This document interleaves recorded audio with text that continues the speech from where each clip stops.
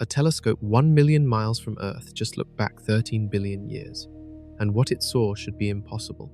Galaxies fully formed, stars already dying, black holes already enormous. All of it existing just 300 million years after the universe was born. We are going to visit the ghost galaxy that was invisible for decades, the ancient explosion that matched a death pattern from today, and the dark stars that could rewrite every physics textbook ever printed. If you enjoy the journey, hit like and subscribe.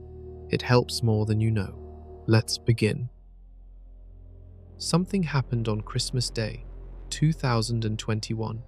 A rocket launched from the coast of South America, carrying the most expensive scientific instrument ever built. The moment it cleared the atmosphere, a clock started. Engineers had exactly 29 days to unfold it, cool it down, and park it in exactly the right spot before the whole mission failed permanently. That instrument was the James Webb Space Telescope, and it had one job: look further back in time than any human being had ever looked before. But here is the first thing to understand. This telescope does not orbit Earth. It sits 1 million miles away from our planet, at a point in space where the gravity of the Earth and the Sun balance each other out perfectly. Picture a marble sitting still in the exact center between two magnets pulling in opposite directions. That is where the telescope lives, locked in place, stable, watching. Why so far? Because of heat.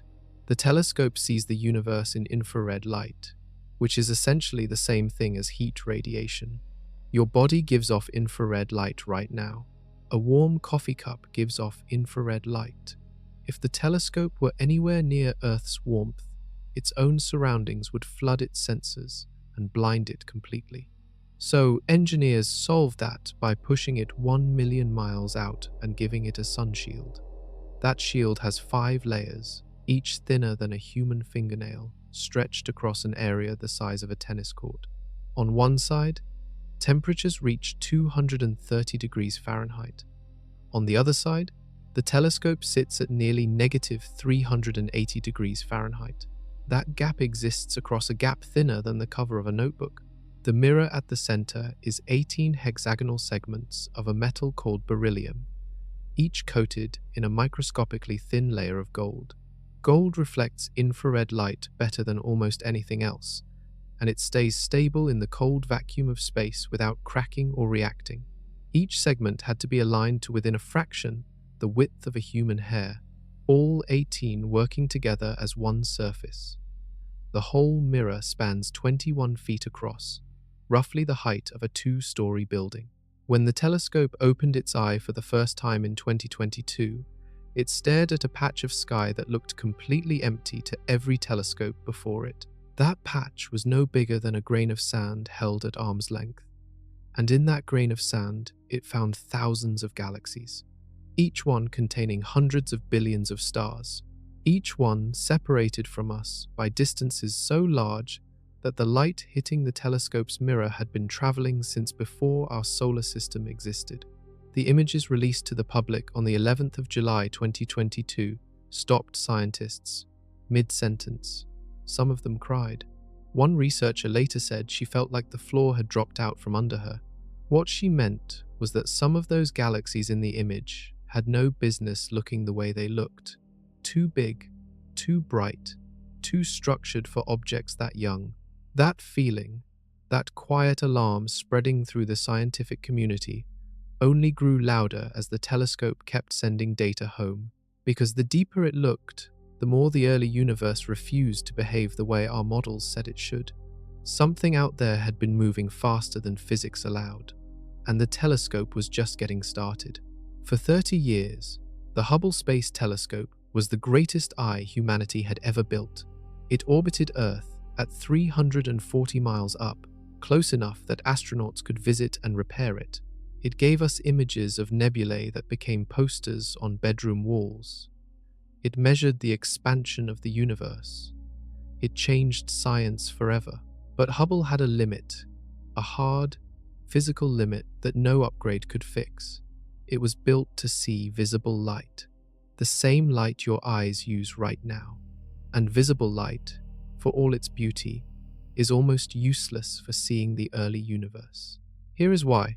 Space is full of dust. Between every star and every galaxy float clouds of cold gas and microscopic particles that scatter visible light the same way fog scatters headlights. Entire regions of the universe, packed with active star formation, look completely empty to an optical telescope. The dust swallows the light before it ever reaches the mirror. The second problem is even bigger. The universe is expanding. Every galaxy is moving away from every other galaxy, carried outward by the stretching of space itself. And as space stretches, it does something strange to light. It physically pulls the light's wavelength longer. Blue light from a young, hot star gets stretched as it travels toward us for billions of years. By the time it arrives, it has been pulled so far that it shifts out of the visible range entirely. It becomes infrared light, invisible to Hubble, invisible to human eyes. The further away a galaxy is, the older the light. The older the light, the more it has been stretched. So the most ancient objects in the universe, the ones scientists most desperately wanted to study, were radiating entirely in infrared by the time their light reached us.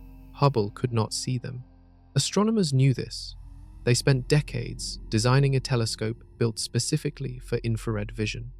One cold enough that its own heat would not interfere with detection. One with a mirror large enough to catch the faintest whispers of light from across 13 billion years of travel. The result was Webb. Webb's infrared cameras can see through the dust clouds that hid entire galaxies from view. Point it at a region of space that looks like a blank void, and it finds galaxies burning with star formation behind the dust curtain. Point it at a distant galaxy cluster, and its light acts like a natural magnifying glass, bending the light from even more distant objects behind it, pulling them into focus. Webb also carries a spectrograph. This instrument does something remarkable. When light from a distant galaxy enters it, the spectrograph breaks that light into its individual components, like a prism, splitting sunlight into a rainbow. Each chemical element absorbs and emits light at specific, unique wavelengths. Oxygen leaves one mark, carbon leaves another, iron leaves its own signature.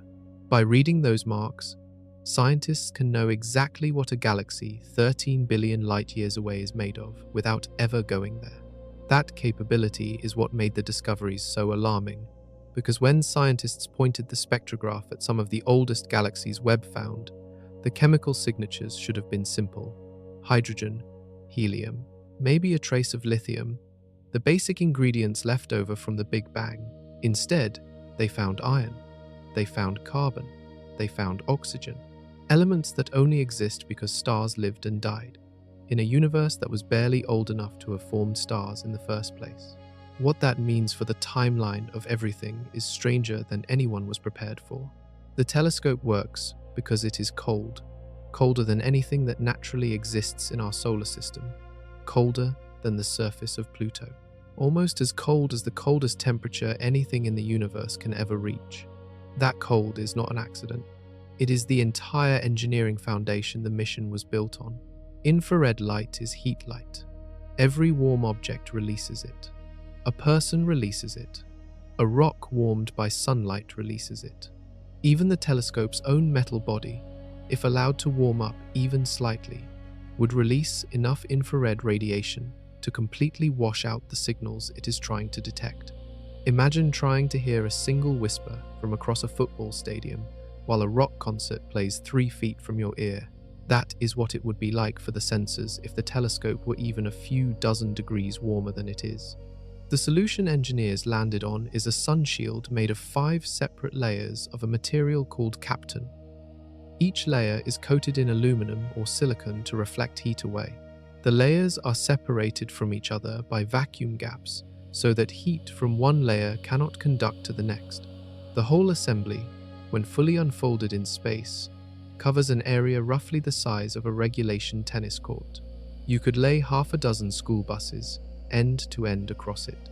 The sun-facing side of the shield reaches temperatures hot enough to fry food. The telescope-facing side stays at nearly negative 380 degrees Fahrenheit. That temperature difference exists across a structure barely thicker than a stack of paper. Getting that shield open was one of the most terrifying moments in the mission. The entire thing had to be folded origami style to fit inside the rocket fairing during launch.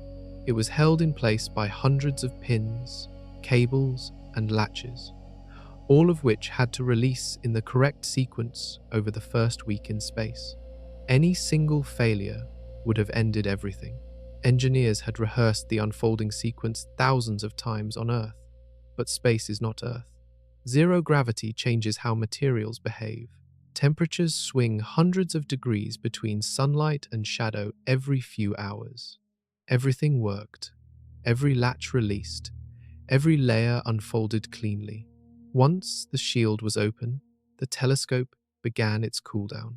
Instruments designed to detect the faintest possible heat signals needed to reach their operating temperatures. The main infrared camera cooled passively, just from sitting in the shadow of the shield in the cold of deep space. But one instrument, the mid-infrared detector, required an active cooler, essentially a refrigerator running in space, to drop it to its operating temperature. That instrument is so sensitive, it could, in theory, detect the heat signature of a single bumblebee sitting on the surface of the moon 1 million miles away. That level of sensitivity is what allows the telescope to find galaxies so ancient their light has been traveling since before our sun existed. It is what allowed it to see through the cosmic dust that hid entire star-forming regions from every telescope that came before. And it is exactly that sensitivity that allowed scientists to find something in the deep field images that no model of the universe had predicted. A galaxy fully assembled, fully structured, burning with billions of stars. In a universe that was still a toddler, the cold made the discovery possible. The discovery changed everything. Light always travels at the same speed. Nothing in the universe moves faster. But speed and arrival time are two different things. And that difference is the key to everything the telescope has found. When a galaxy sits 100 million light years away from Earth, the light we see left it 100 million years ago. We are looking at the past. The further the galaxy, the older the light, the deeper into history we are seeing. The telescope can detect galaxies so distant that their light left before our sun formed, before our planet existed, before the first fish ever swam in any ocean. But distance alone is not the whole story. Because the universe is not sitting still, Edwin Hubble proved in 1929 that nearly every galaxy is moving away from us. The further away it is, the faster it is moving. At first, astronomers thought galaxies were flying through space like scattered shrapnel from an explosion. But that picture was wrong. Galaxies are mostly staying in place. It is space itself that is stretching, carrying galaxies with it the way dots drawn on a balloon move apart when you blow it up. When space stretches, it stretches everything inside it, including light. Light travels as a wave. Picture a wave in water with a specific distance between each crest. That distance is the wavelength, and it determines what kind of light it is. Blue light has short wavelengths. Red light has longer ones. Infrared light has wavelengths longer than red. Radio waves have wavelengths longer still. When a galaxy is moving away from us and space is expanding between us and it, the wavelengths of its light get physically pulled longer during the journey. A short blue wavelength, leaving a young, hot star 13 billion years ago, arrives at our telescope as a long infrared wavelength. The color has shifted. Astronomers call this redshift, and they can measure it precisely. The amount of redshift tells scientists exactly how far away a galaxy is and how long its light has been traveling. A galaxy with a redshift of 7 means we are seeing it as it was when the universe was only about 700 million years old. A redshift of 13 means we are seeing it even earlier, within the first few 100 million years. This is how the telescope reaches back in time. Every image is a time machine. Every galaxy in a deep field photo exists at a different moment in history, layered like the rings of a tree. The farthest ones sit at the bottom of the image, the youngest universe, the most ancient light. And those ancient galaxies are exactly what started the crisis. Because when scientists measured the redshifts of the earliest objects Webb found, they expected to see primitive, simple, barely formed structures, clouds of gas just beginning to clump together, loose collections of young stars with no complex chemistry. Instead, they found objects with redshifts placing them within 300 million years of the Big Bang. Objects that looked nothing like infant galaxies. They looked old, built, mature. In cosmic terms, 300 million years is almost nothing. Our sun took that long just to stop being a chaotic ball of spinning gas. The idea that a galaxy could fully assemble in that time, with complex structure and heavy chemistry, forced scientists to ask whether the early universe was running on rules nobody had written down yet. The answer is still being worked out, and it gets stranger with every new image. The 11th of July, 2022, the White House hosted a press event.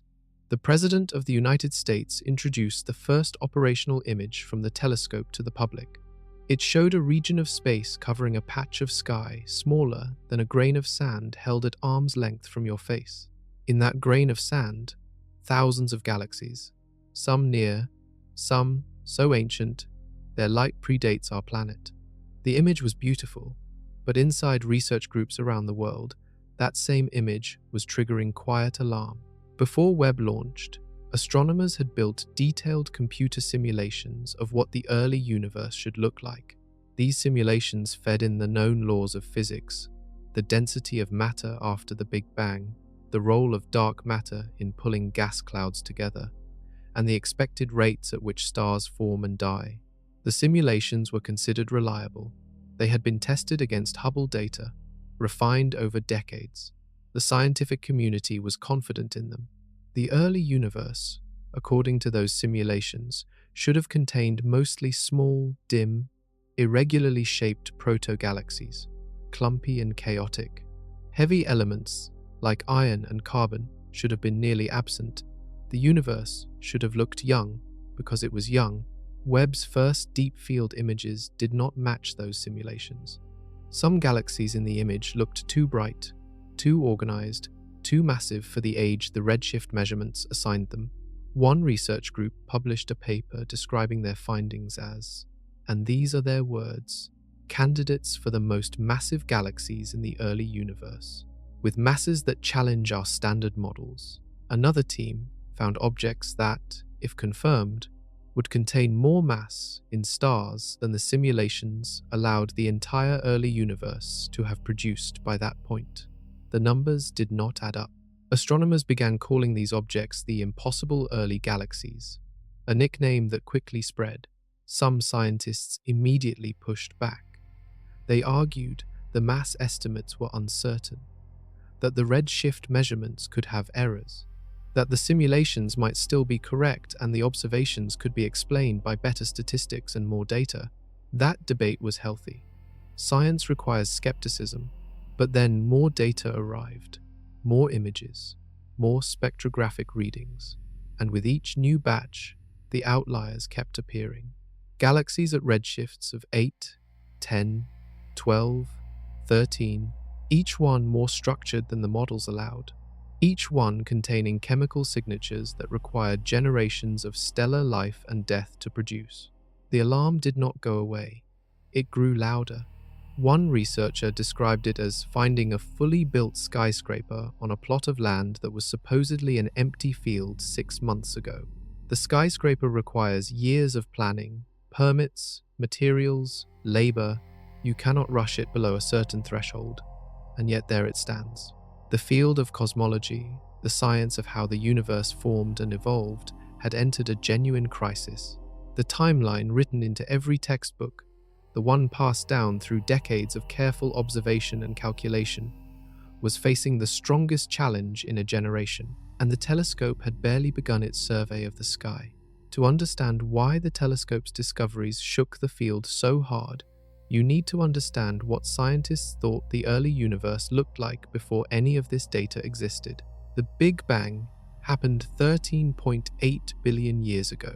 In the first few minutes, the universe was a hot, dense fog of protons, neutrons, and electrons, all smashed together too tightly for atoms to form.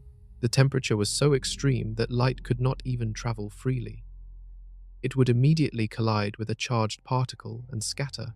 For about 380,000 years, the entire universe was opaque, a wall of glowing fog from horizon to horizon.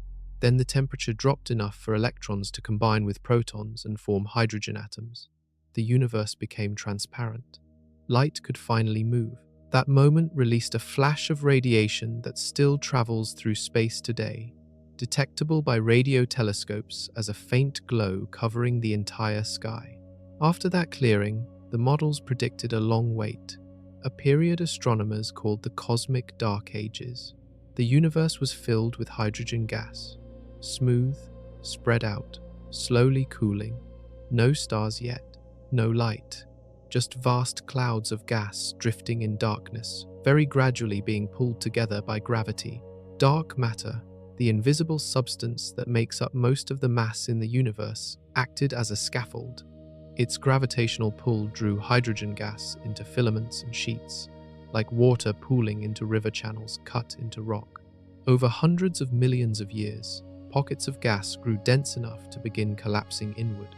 Eventually, the pressure and heat at the centers of those collapsing clouds ignited the first stars. Those first stars were different, formed from pure hydrogen and helium, with no heavy elements at all.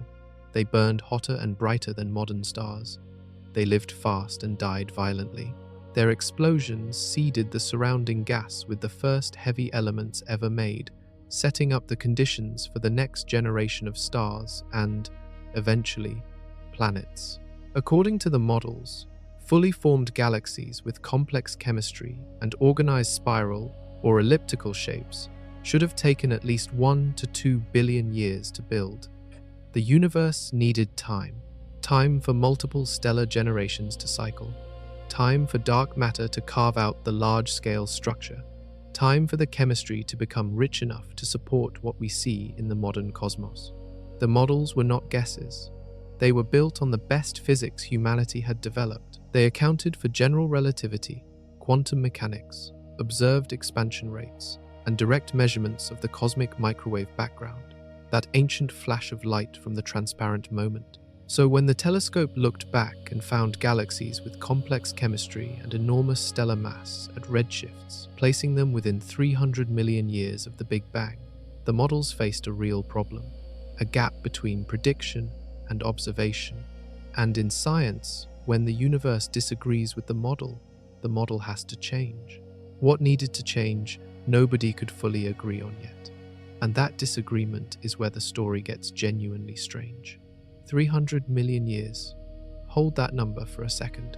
Our sun took about 50 million years just to finish forming out of a spinning cloud of gas and dust.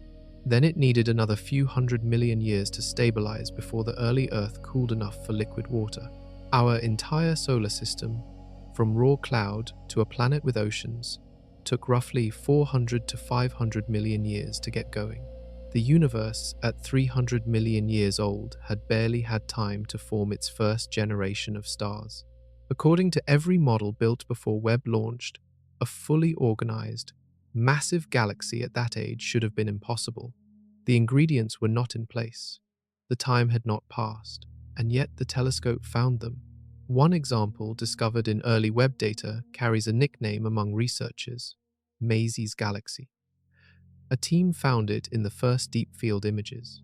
Its redshift placed it at about 300 million years after the Big Bang. It contained billions of stars. It was compact and bright.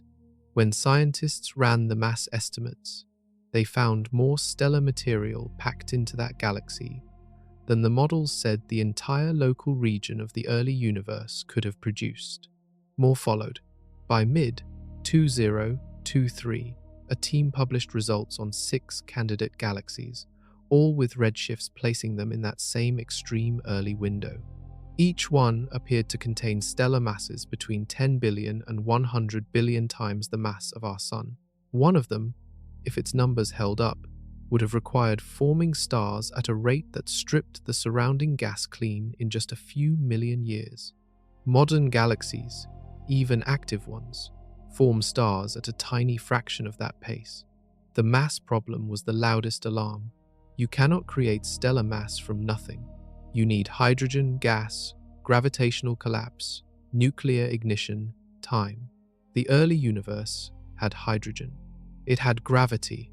What it seemed to lack was time, and yet somehow these galaxies had skipped past the slow early stages entirely. Some scientists proposed that dark matter halos, the invisible scaffolds that collect ordinary matter, formed faster in the early universe than current simulations allow. If dark matter concentrated into dense pockets earlier, ordinary gas would have a ready-made structure to fall into, speeding up galaxy assembly dramatically.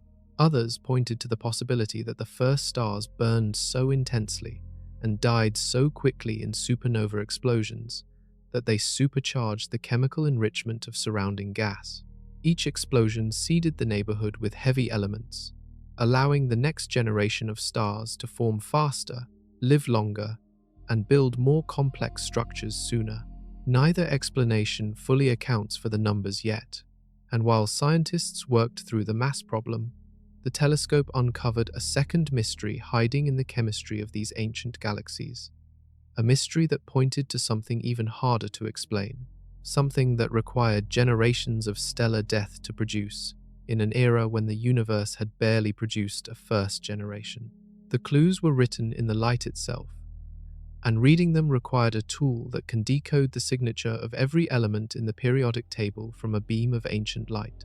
There is a galaxy that existed for decades inside telescope data as a blank patch of nothing.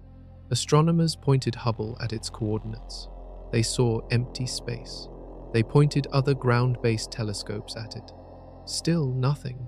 The region appeared completely void, dark, just the faint scatter of unrelated background light. It was always there, burning intensely, forming stars at a pace our galaxy cannot match today, completely invisible. The galaxy's name among researchers is Aztec 7-1. When the James Webb Space Telescope turned its infrared cameras toward those same coordinates in late 2023, the blank patch vanished. In its place appeared a bright, clearly defined source of infrared emission, a massive galaxy, cloaked in such a thick blanket of cosmic dust that every wavelength of visible light was absorbed before it could escape into open space. Aztec 7-1 is not a quiet galaxy. It is forming stars at a rate roughly 1,000 times faster than the Milky Way does today. Our galaxy produces maybe 2 to 3 new stars per year. This one is producing the equivalent of hundreds every single year. All of that activity generates intense heat, and that heat radiates as infrared. The dust absorbs the visible light, but cannot fully trap the infrared, which is why Webb's cameras caught it while every previous instrument failed. The discovery forced a question that cosmologists are still grappling with.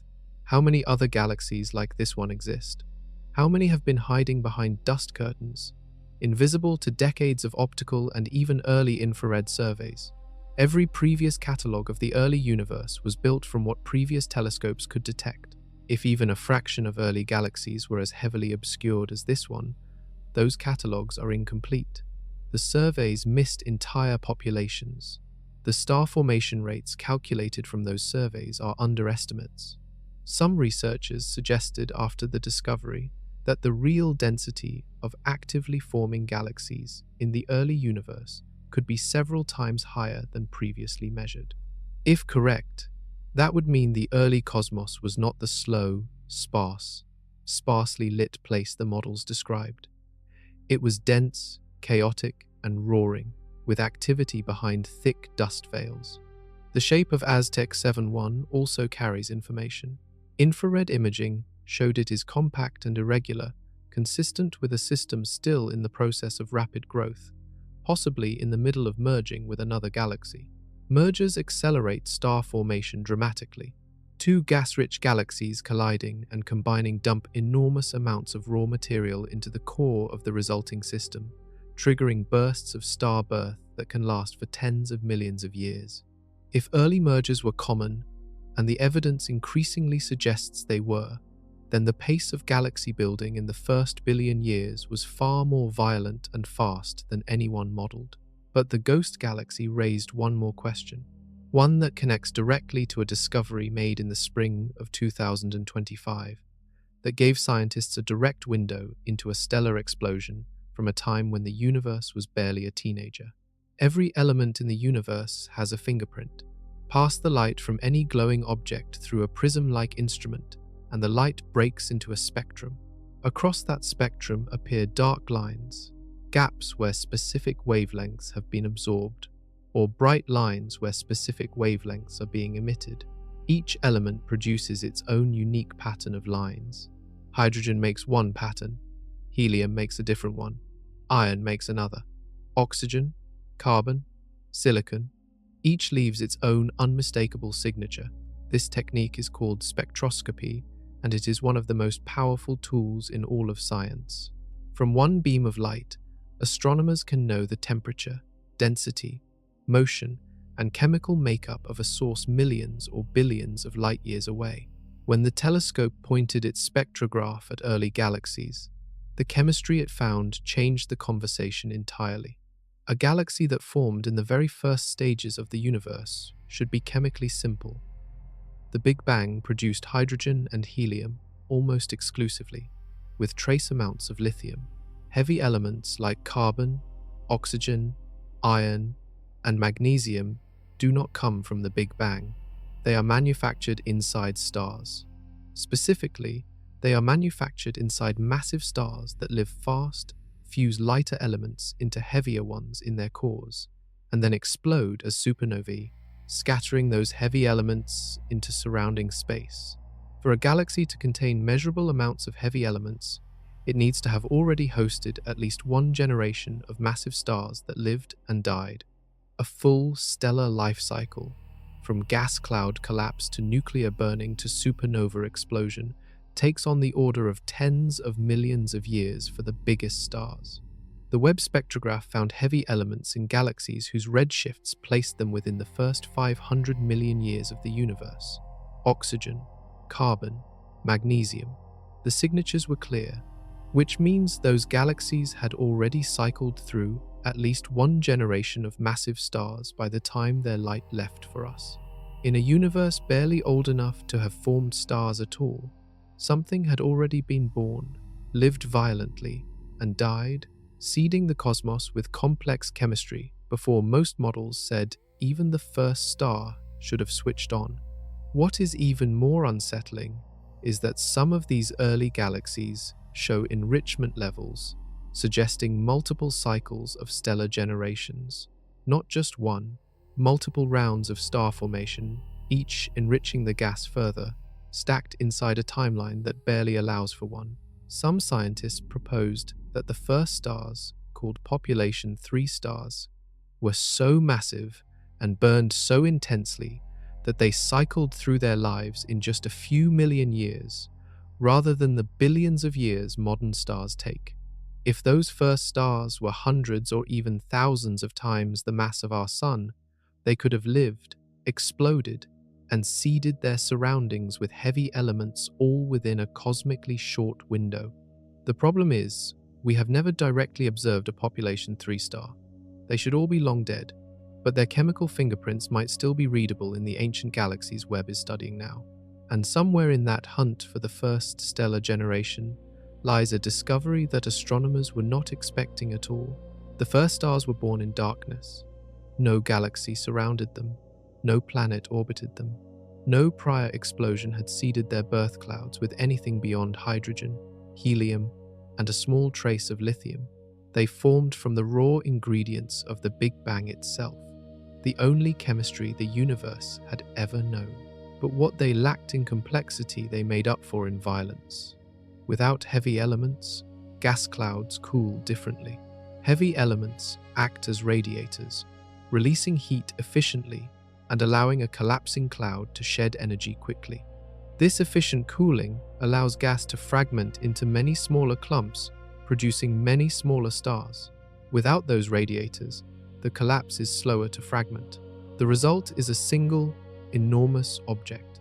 Estimates place the typical mass of these first stars anywhere from 100 to possibly several thousand times the mass of our Sun.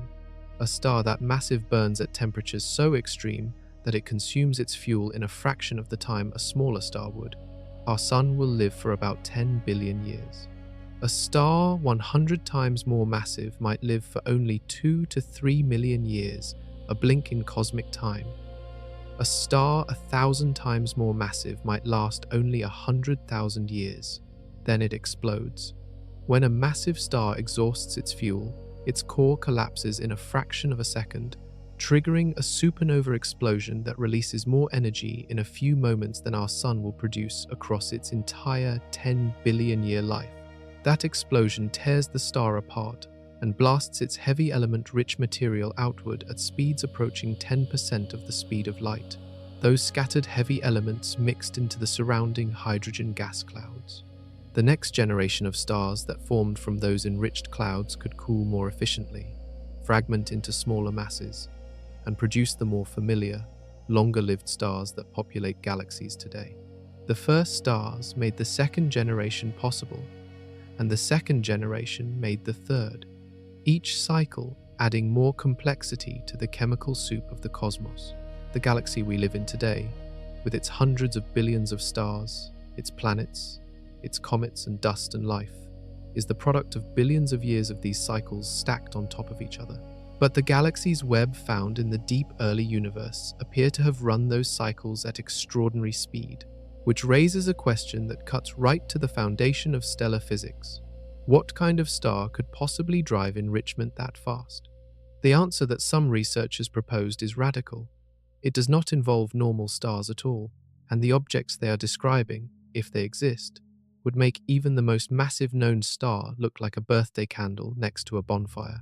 On the 14th of March, 2025, a burst of gamma radiation swept across the solar system. Gamma ray bursts are the most energetic events in the known universe. In a fraction of a second, a single burst can release more energy than our Sun will produce across its entire life.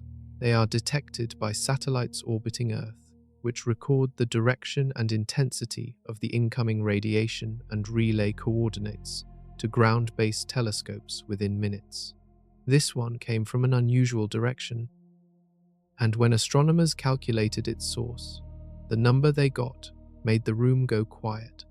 The burst, designated as GRB 250314A, originated at a redshift of 7.3.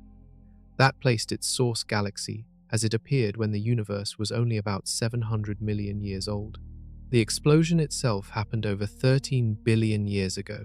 Its light, stretched and cooled by the expansion of space, had been traveling toward us for longer than our planet has existed. Gamma-ray bursts of this type are caused by the death of a massive star. When a star tens of times more massive than the Sun exhausts its fuel, the core collapses into a black hole in milliseconds. The infalling material forms a rapidly spinning disk around the new black hole, and two focused beams of energy jet outward from the poles at close to the speed of light. If one of those jets happens to point directly at Earth, we see a gamma-ray burst.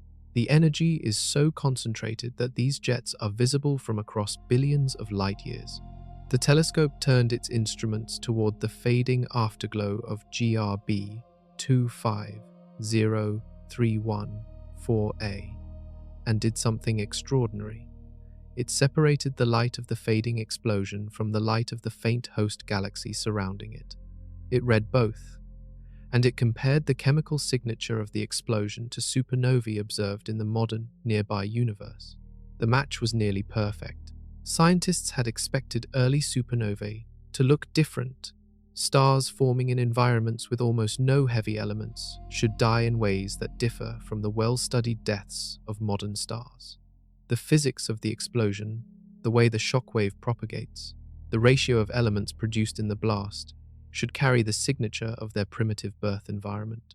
The GRB 250314 data showed a collapse and detonation consistent with supernovae seen in galaxies right next door to ours, billions of years more evolved.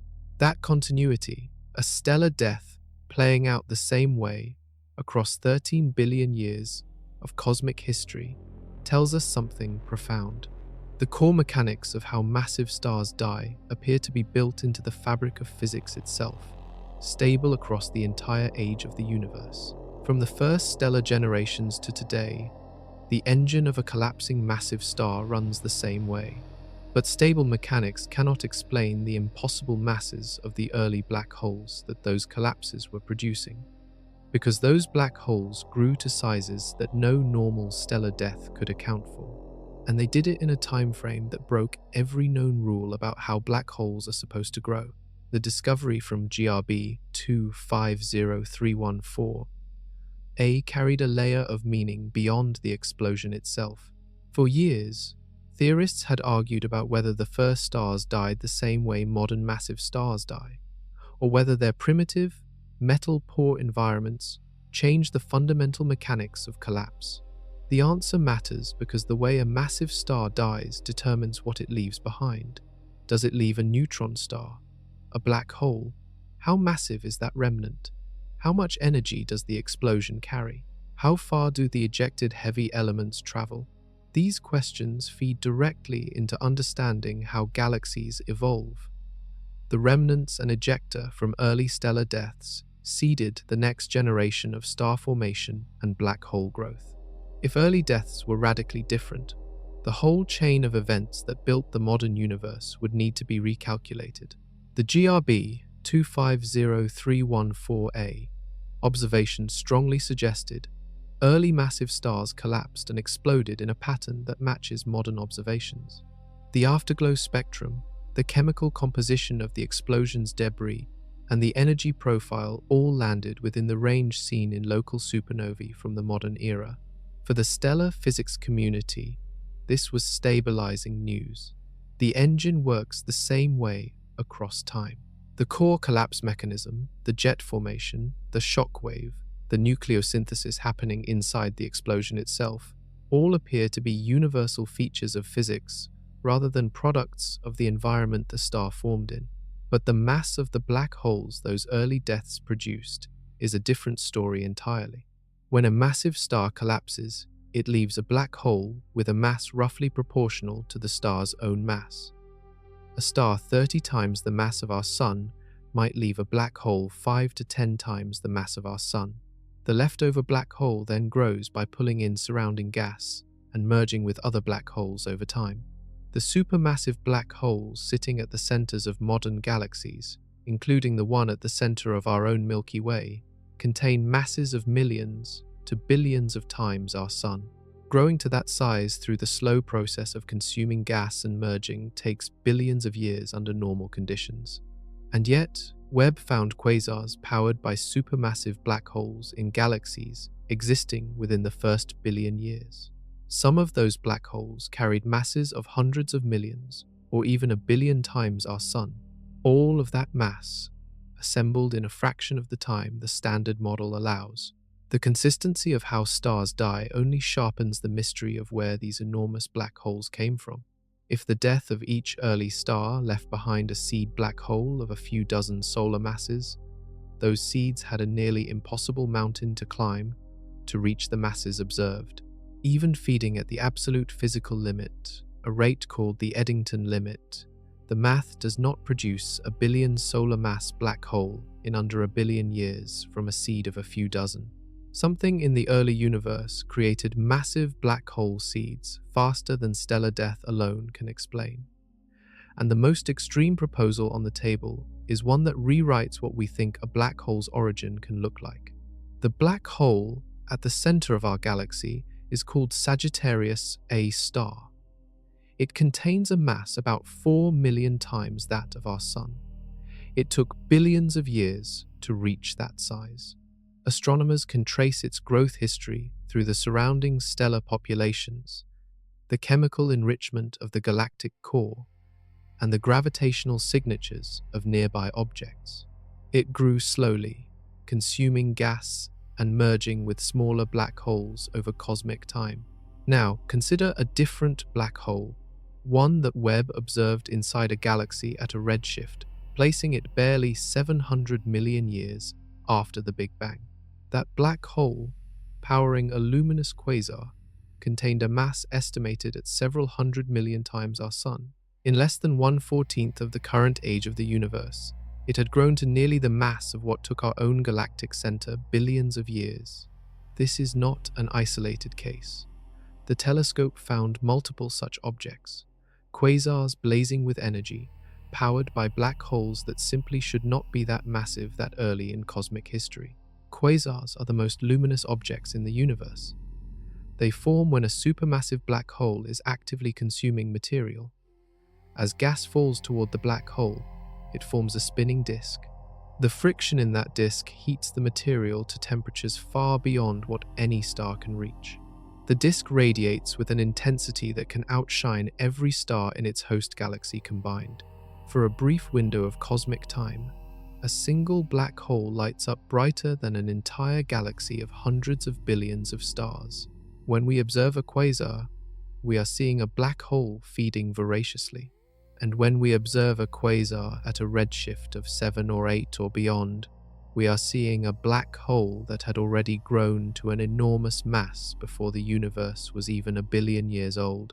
The fastest possible growth rate for a black hole consuming surrounding gas is set by radiation pressure.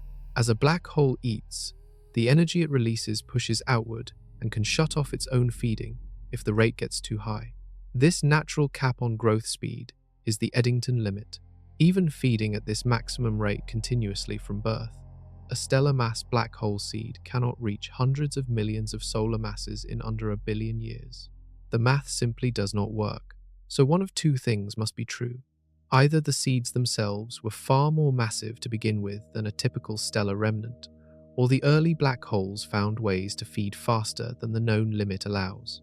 Some theorists have proposed that in the dense, gas-rich environments of the early universe, black holes could have fed in short, violent bursts at rates far exceeding Eddington, separated by quieter periods. The average rate still falls within the limit, but the peak periods push the growth rate higher than the standard picture assumes. Others have proposed something more dramatic, a pathway to massive black holes that bypasses the stellar stage entirely. Every black hole astronomers have observed in the modern universe traces its origin back to a dead star. A massive star lives, burns through its fuel, and collapses. The remnant is a black hole. This is the standard pathway. Well observed, well understood, the physics is clear. But the early universe had conditions that existed nowhere else in cosmic history. Enormous concentrations of gas, almost entirely hydrogen and helium, pouring into gravitational wells carved out by dark matter. In certain locations, the gas was dense enough and the surrounding radiation intense enough to suppress the formation of hydrogen molecules. Those molecules are normally the cooling mechanism that allows gas clouds to fragment into smaller clumps and form stars. Without them, a gas cloud could not fragment. The whole cloud collapsed as a single unit. A single gas cloud, the mass of hundreds of millions of suns, collapsing inward with no stars forming along the way. Under those conditions, theorists calculate that the collapsing cloud would bypass the stellar phase entirely and form a black hole directly. A seed black hole born with the mass of 100,000 to perhaps 1,000,000 solar masses. That seed could then begin feeding immediately on the surrounding gas, which is dense and abundant. Growing from 1,000,000 solar mass seed to hundreds of millions of solar masses in several 100 million years is physically achievable. The math works where it did not work from a small stellar seed. This process has a name.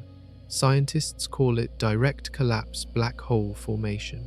The resulting objects are sometimes called direct collapse black holes. The challenge is that no one has directly confirmed one exists. The signature of a direct collapse event would be different from a supernova. The collapse happens quickly and produces intense radiation in a narrow range of frequencies. Identifying a candidate requires catching the collapse at the right moment, or finding a young galaxy hosting a black hole whose mass is too large to have grown from a stellar seed in the time available. Webb has found candidates, galaxies at high redshifts, hosting central black holes with masses and luminosities that fit the direct collapse profile better than the stellar seed profile. None has been confirmed beyond reasonable doubt yet, but the candidates are accumulating. If direct collapse is real and was common in the early universe, it rewrites the formation history of almost every supermassive black hole that has ever existed. The monsters at the centers of galaxies today, including our own, may trace their ancestry not to dying stars but to collapsing clouds of ancient gas that skipped stellar life entirely. And if those clouds were not made of ordinary gas alone, but were enhanced by something invisible and still unknown, the story becomes even more complicated. Everything visible in the universe accounts for roughly 5% of its total mass. Stars, planets, gas, dust, every galaxy and nebula ever observed add up to just 5% of what is out there. The remaining 95% is split between two things no one has directly detected: dark matter and dark energy. Dark matter does not emit light. It does not reflect light. It does not absorb light. Every instrument built to see the electromagnetic spectrum, from radio waves to gamma rays, returns nothing from dark matter. It is invisible by every conventional definition, and yet it is real, because its gravitational effects are measurable everywhere astronomers look. The rotation curves of galaxies are the clearest evidence. Stars at the outer edges of galaxies orbit their galactic centers at nearly the same speed as stars close to the center. Under normal gravity from visible matter alone, outer stars should orbit much more slowly, just as the outer planets of our solar system orbit the sun more slowly than the inner ones. The fact that outer stars maintain their speed means something with mass exists beyond the visible edge of the galaxy, extending the gravitational influence outward. That invisible mass is dark matter. In the early universe, dark matter acted as a skeleton. Because it only interacts gravitationally and does not interact with radiation, it started clumping together much earlier than ordinary matter. While the early universe was still a glowing fog of charged particles, dark matter was already collapsing into dense filaments and halos, building the framework the visible universe would later fill in. When ordinary matter finally cooled enough to move freely, it fell into the gravitational wells that dark matter had already carved out. Gas poured into dark matter halos the way rainwater fills valleys cut into rock. The deeper and denser the dark matter halo, the more gas it gathered, the faster stars formed, and the faster galaxies assembled.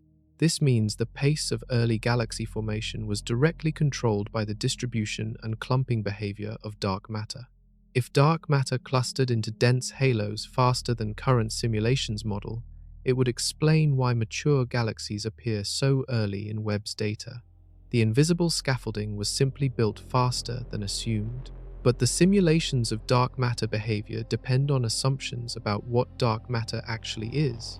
Its particle nature is unknown. Its interaction strengths beyond gravity are unknown. Models use placeholder properties that fit observations of the modern universe.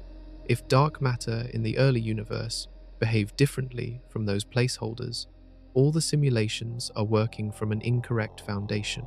The telescope cannot see dark matter directly, but every galaxy it finds, every black hole mass it measures, every star formation rate it calculates, carries the fingerprint of dark matter's invisible architecture underneath.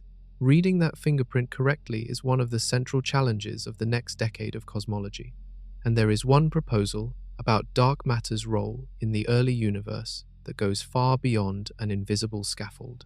A proposal in which dark matter itself becomes the engine of a type of star the universe may have already manufactured and erased from existence. There are two ways to measure how fast the universe is expanding. Both are based on careful observation and decades of refined technique. Both have been checked, rechecked, and verified by independent teams using different instruments and methods. They do not agree.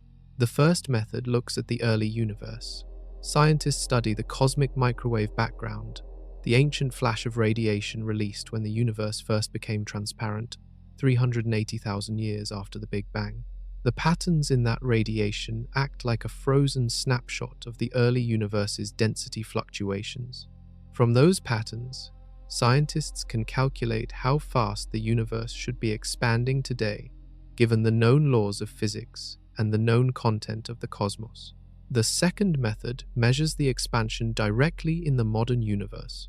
Astronomers use a chain of distance measurements, starting with nearby stars and extending outward to exploding stars in distant galaxies called Type 1, a supernovae. These supernovae have a consistent peak brightness that allows astronomers to calculate their true distance. By comparing distance to the speed at which a galaxy is receding, they get a direct measurement of the current expansion rate. When both methods were rough and uncertain, the disagreement between them looked like it might just be measurement error. As the measurements became more precise, the disagreement did not shrink, it grew. The two values landed in regions that do not overlap within the standard expected uncertainties. This discrepancy now carries a name: the Hubble tension. It is one of the most actively debated problems in all of physics. Some researchers believe the answer lies in an error embedded in the distance ladder, the chain of measurements used for the modern universe method. Every link in that chain carries a small uncertainty. If an early link is slightly biased, the error compounds outward. Others believe the answer is more fundamental, that something in the early universe changed the expansion rate in a way the standard model does not account for. Proposals include an additional form of energy active in the early universe, sometimes called early dark energy, that pushed matter apart faster before fading away. If early dark energy existed, it would have accelerated the formation of structures, potentially explaining both the Hubble tension and the surprisingly mature early galaxies that Webb keeps finding. No version of this extra energy has been directly detected, but the telescope is hunting for its fingerprints in the ancient light of early galaxies and the distribution of matter on the largest scales. The telescope did not create the Hubble tension. That problem existed before Webb launched. But the telescope's ability to measure distances and redshifts of ancient objects with greater precision than ever before makes it the most powerful tool available for testing whether the problem lies in the measurements or in our understanding of the universe itself. And whatever the answer turns out to be, it sits inside a larger question, one that asks whether the universe we can see is all there is, or whether the edge of our vision is the beginning of something even harder to comprehend. A proposal exists at the edge of what mainstream astrophysics will openly discuss. It emerged from a small group of theorists who looked at the impossible early galaxies and asked whether an entirely different type of star could explain them. Stars that run on a fuel source never observed. Stars that may have been the most luminous objects in the history of the universe and may have vanished completely before humanity existed. These are dark stars. In the standard model of particle physics, dark matter is made of particles. Those particles, whatever they are, have a property that matters here. In some theoretical frameworks, when a dark matter particle meets another dark matter particle of the opposite type, they annihilate each other.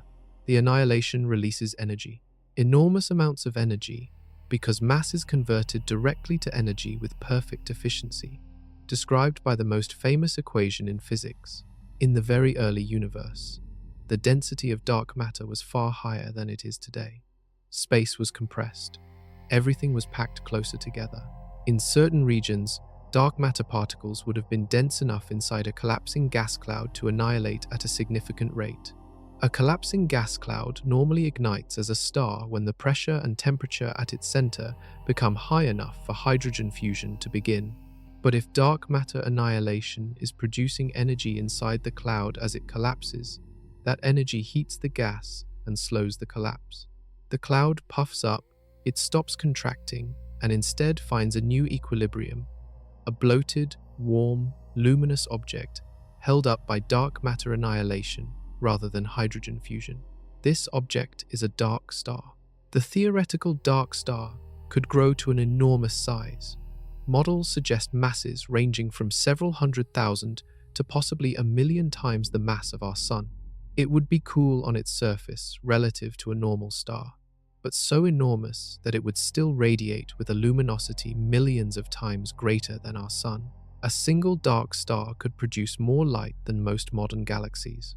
Its size, stretched across a distance roughly equal to the span from Earth to the orbit of Saturn, would make it unlike anything in the current universe. The critical piece: dark stars look strange in spectroscopic data. They produce a distinctive pattern of emission that differs from both normal stars and from galaxies. Some researchers re-examined Webb's data on the brightest and most puzzling early objects and found that a handful of them match the predicted spectral signature of a dark star better than they match any galaxy model. If dark stars existed, their life would eventually end. As the surrounding dark matter density dropped due to the expansion of the universe and the annihilation process consuming the particles, the energy source would weaken. The star would contract. Given the enormous mass already assembled, the contraction would lead directly to the formation of a massive black hole, potentially solving the mystery of how early supermassive black holes grew so large so fast. Dark stars might be both the engine of early cosmic structure and the origin point of the black hole giants that anchor every large galaxy today. But to find them, scientists need to see further, sharper, and deeper than even this telescope allows. Picture the most powerful thing you have ever seen: a lightning bolt, a volcanic eruption, a nuclear test caught on film. Now imagine something that makes all of those combined look like a struck match. A single dark star, if the models are correct, would pour out more energy every second than every star in the Milky Way combined. Our galaxy holds an estimated 200 to 400 billion stars, every one of them burning. All of that light, all of that heat, all of that nuclear fury, and a single dark star would outshine the whole collection. That is the scale of what theorists are proposing existed in the early universe. But the implications run deeper than raw power. If dark stars were real and common in the first few 100 million years, they would rewrite the sequence of events that built the cosmos we live in today. Here is the chain. Dark stars form inside dense dark matter halos in the very early universe. They grow enormous by absorbing surrounding gas and additional dark matter. They illuminate their host clouds, heating and ionizing the surrounding hydrogen. That ionization drives some gas outward, shaping the structure of the early protogalaxy forming around them. When the dark matter fuel supply finally runs thin, the dark star collapses. Its enormous mass creates a black hole seed of hundreds of thousands of solar masses or more. That seed begins consuming gas immediately, feeding off the rich environment built up during the dark star's lifetime. From one object, the early universe gets both shaped proto-galaxies and massive black hole seeds. Two of the biggest unsolved problems in cosmology, potentially solved by one exotic source. The challenge is confirmation. Dark stars are predicted to emit light differently from normal stars and differently from active galaxies powered by black holes. Their spectra should carry specific signatures tied to their size, temperature, and energy source. Webb's spectrographic instruments are sensitive enough, in principle, to detect those signatures if a dark star or its remnant exists within the telescope's range. 3 candidate objects in Webb's early data have been flagged by researchers as potentially consistent with dark star signatures. All 3 are extraordinarily luminous for their redshift. All 3 show spectral features that do not fit neatly into standard galaxy or quasar models. None has been confirmed. The scientific community remains cautious. Extraordinary claims require extraordinary evidence, and the data so far sits in a zone of genuine ambiguity. But ambiguity in science is productive. It drives more observation, more analysis, more refinement of both theory and instrument. The telescope is still early in its mission. More data is coming. And the question it is chasing, whether the early universe briefly lit up with objects powered by the annihilation of invisible matter, is one of the most consequential questions ever asked about the history of everything. Because if dark stars are confirmed, every simulation of the early universe, every model of galaxy formation, and every theory about where dark matter comes from will need to be rebuilt from the ground up. Galaxies are not scattered randomly through space. They cluster along filaments, forming a structure astronomers call the cosmic web. Long threads of matter connect galaxy clusters like strands of a spiderweb stretched across the sky, and in the vast regions between those strands sit enormous voids where almost nothing exists. But between the galaxies themselves, even within the filaments, lies a medium that is neither empty nor visible, a thin, hot, diffuse plasma of gas that fills the space between stars and galaxies. Astronomers call it the intergalactic medium. This medium is not a footnote. It is the reservoir from which galaxies drew the raw material to build their stars.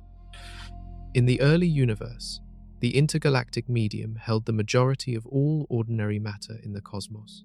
Galaxies formed by pulling gas out of this reservoir, funneling it inward through dark matter halos, compressing it until stars ignited.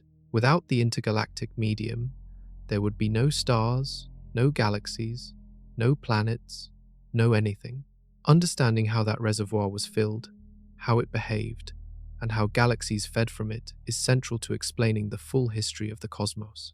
And here, the telescope has found new evidence that the early intergalactic medium was itself transformed by the very galaxies it was feeding. The process is called reionization. In the cosmic dark ages, after the universe became transparent but before the first stars formed, the intergalactic medium was a cool fog of neutral hydrogen.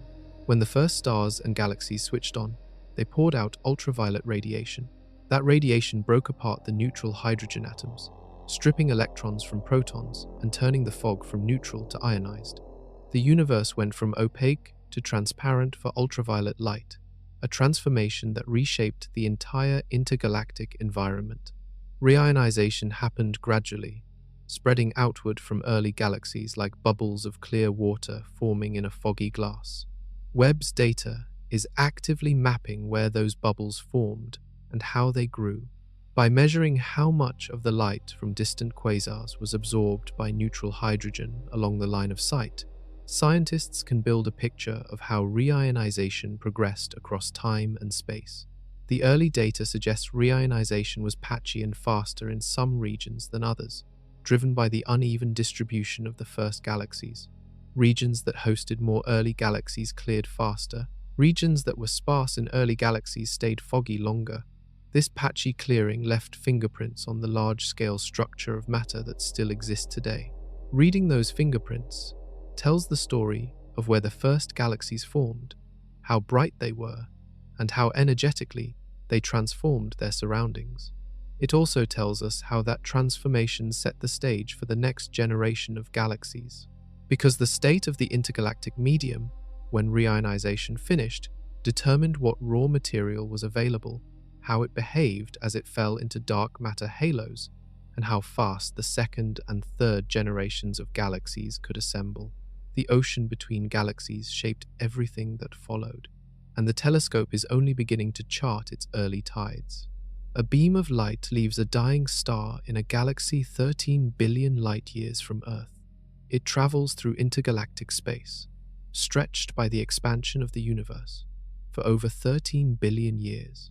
It passes through clouds of gas. It skims past the halos of intervening galaxies. It dodges around galaxy clusters that bend its path slightly with their gravity.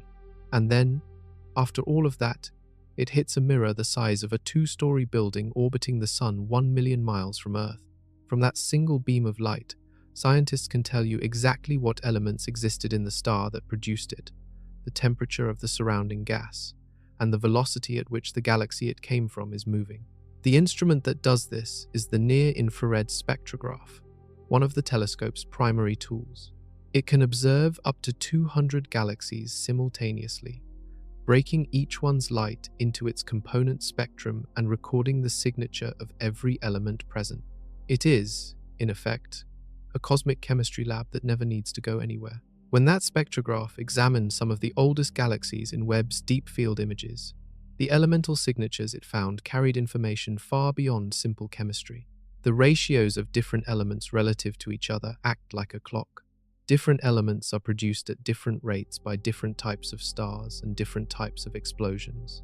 By measuring those ratios, scientists can reconstruct the star formation history of a galaxy, how many stars it formed, how massive they were, and over what timescale they lived and died. One finding that emerged from early spectrographic analysis was the presence of what astronomers call alpha elements. Things like oxygen, magnesium, and silicon in high abundance relative to iron in several early galaxies. This particular ratio is a diagnostic. Alpha elements are produced rapidly in massive stars that explode as supernovae in a matter of millions of years. Iron is produced more slowly, primarily in smaller stars that take much longer to evolve and explode. High alpha to iron ratios indicate a galaxy that formed most of its stars in a short, intense burst rather than slowly over billions of years. The early galaxies Webb examined showed exactly that signature, a violent, rapid initial burst of star formation that consumed enormous amounts of gas in a cosmically short time, followed by a slowdown. Some of those early galaxies appear to have already shut down active star formation by the time the universe was 1 billion years old. These dead galaxies, packed with old stars and showing little to no new star birth, are called quenched galaxies. Finding them so early means the processes that shut down star formation, whether feedback from supermassive black holes, expulsion of gas by supernova winds, or exhaustion of the gas reservoir, were already at work in the first billion years. Reading chemical fingerprints from 13 billion light-years away, the telescope is reconstructing the birth, life, and early death of galaxies that stopped evolving before our sun even existed. And the story those fingerprints tell connects directly to the largest structures the universe has ever built. For most of the history of astronomy, scientists were only seeing part of the universe. A big part was hidden behind a curtain they could not lift. That curtain was dust. Cosmic dust is different from household dust. It consists of tiny solid grains of silica, carbon, and ice, each smaller than a fraction of a human hair, floating in the vast spaces between stars. These grains form in the outer layers of dying stars and get blown outward by stellar winds. Over time, they accumulate into thick clouds that drift through galaxies and concentrate in regions of active star formation. When a young star is forming inside a cloud, the surrounding dust absorbs the ultraviolet and visible light the star produces. The star itself might be pouring out enormous energy, but an observer looking from outside the cloud sees nothing. The dust locks the light inside, reprocessing it into infrared radiation that leaks out more slowly. For decades, surveys of star-forming galaxies were built primarily from observations in visible and ultraviolet light. Every catalogue, every count of star-forming regions, every calculation of the total star formation rate across cosmic history was based on what could be seen through optical telescopes. The dusty ones were invisible. They did not appear in the counts. Aztec 7.1, the ghost galaxy Webb revealed, is just one example of what was hiding, but it points to a systematic problem. Dusty galaxies are preferentially found in regions of intense star formation. The most actively forming galaxies are also the most dust-obscured, so the galaxies most strongly excluded from optical surveys were precisely the ones contributing the most to the total star formation budget. Analysis of Webb's infrared data has already begun revising the estimates of how many stars the early universe was producing.